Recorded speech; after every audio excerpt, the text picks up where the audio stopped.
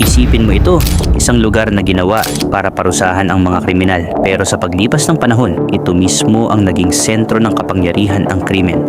Ito ang tunay na sikreto ng New Bilibid Prison. Ang kulungang ito ay itinayo para kontrolin ang pinakadelikadong kriminal sa bansa. Pinamamahalaan ito ng Bureau of Corrections. At ang layunin nito, ikulong ang mga kriminal. Pero sa loob ng matataas na pader na ito, may ibang kwento na nabuo.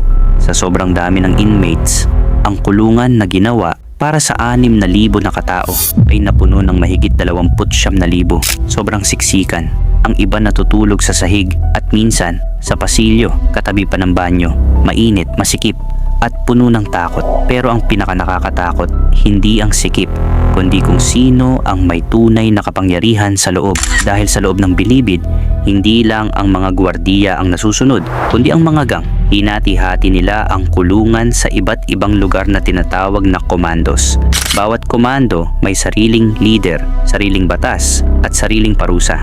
Kapag lumabag ka sa kanilang batas, walang nakakasigurado kung mabubuhay ka pa. Pero ito ang mas nakakagulat.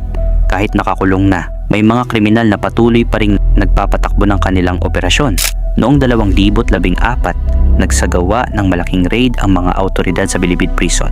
At ang kanilang natuklasan ay ikinagulat ng buong bansa noon. Sa loob ng kulungan, may mga cell na may TV, aircon, refrigerator at maluluwag na higaan. Habang ang iba ay naghihirap, ang iba naman ay namumuhay na parang hari. Doon nila natuklasan na ang ilan sa mga inmates ay patuloy na nagpapatakbo ng drug operations at iba pang krimen kahit sila ay nasa loob ng kulungan.